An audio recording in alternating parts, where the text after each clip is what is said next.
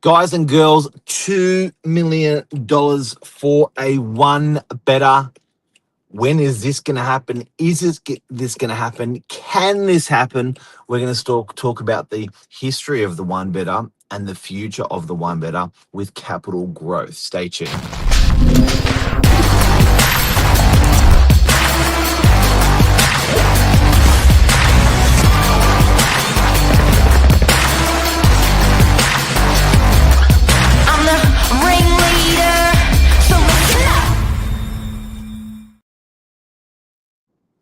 Good morning. Billy DRURY, agent of 7 years. Mark Novak, agent of 30 years. Welcome, everybody.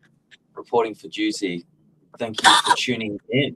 Look, this is a good topic this morning. I was at a Sunday open home yesterday with a client, and we were talking about their grandfather's house growth from 32,000 to just shy of $3.5 million over the course of 5 decades. And you know, he was sort of saying that watching his grandfather come to the point of selling, never in all those years would he ever have imagined that kind of growth. And we were talking about that property going from 32,000 to multi-millions, not just one, and the changes with that.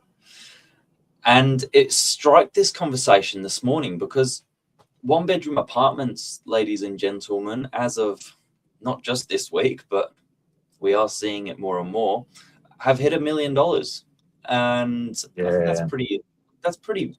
It's a bit of a monumental time and thing to report in the DY marketplace, Northern Beaches, Sydney, and these are not like one bedrooms that are hundreds of square meters. These are 50, 60 square meters internally, which is just really interesting. And look, I had a similar conversation, fun enough, as well. And I was talking with my daughter's boyfriend about the building costs. So when a quantity surveyor prices buildings, they're like bank valuers for building costs, right? When a quantity surveyor prices units, pre-COVID, it was $300K. What I mean by that is a 1-bedroom, a 2-bedroom, a 3-bedroom, the blended cost for a box was $300,000. That cost is almost hitting $700,000, not including land, not including any profit for the person that's building the project. It's just the raw cost. So I was saying to him, if developers are looking at sites these days, they're losing money on building these one-bedders. They better be making a lot of money when building the 3-bedders and 2-bedders, because when you're building, the government doesn't allow you not, with their codes and practices, they don't allow you to not build 1-bedrooms. You must have a certain amount of 1-bedders, a certain amount of 2-bedders, and a certain amount of 3-bedders when you're building these buildings. There's slight flexibility, but there's not a lot. But my point is, Billy, when the build cost is $700,000, and then you look at the land cost, $200,000 or $300,000, and profit of 20%, which is $200,000 or $300,000, you're at 1.2 for a 1-bedder, 1.3 if you want a new one in Blacktown, in Chatswood, in Rosebery. That's just the cost for a Sydney build. The build doesn't get cheaper if you're 45 minutes west or 45 minutes east. Yep, the land component may change a little bit, but there are core elements to get a project out of the ground, and build cost is one of them, right at the forefront.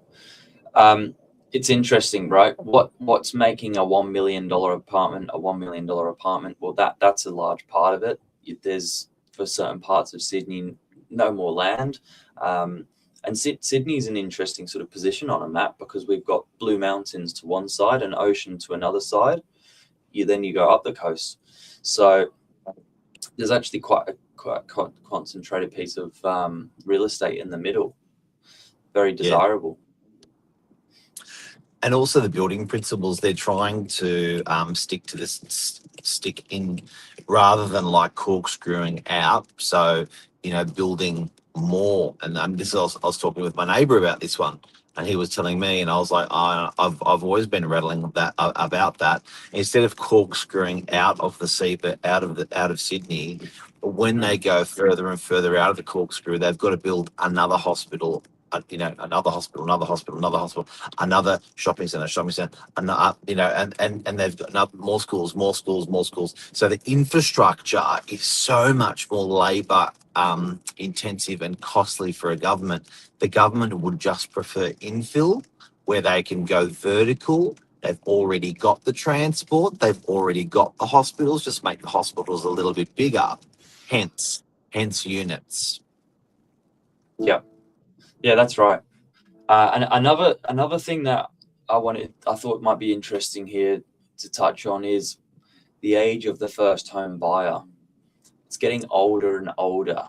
It's now reported that the first home buyer is between 34 to 37 years of age in Australia. So who are buying these one-bedroom apartments for $1 million today? Well, it's someone who's a lot older than who would have been 20, 50 years ago, like the grandfather analogy we were talking about when he was buying his $32,000 house. These guys were getting into their first properties at the age of 20 because the income supported to buy that property was a lot less.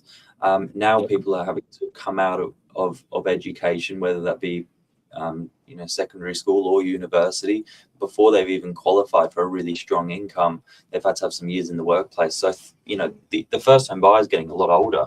That's also interesting. But guess what? They're living longer. Yeah. So a lot of people are thrashing out a degree for 4 years, not earning an income. They're carrying a HECS debt, they're not earning your income, so they're buying a little bit later.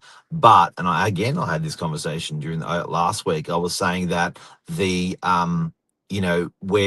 probably living from 2 generations ago, probably a solid, I reckon, I don't know scientifically, but I reckon 10 or 15 years longer.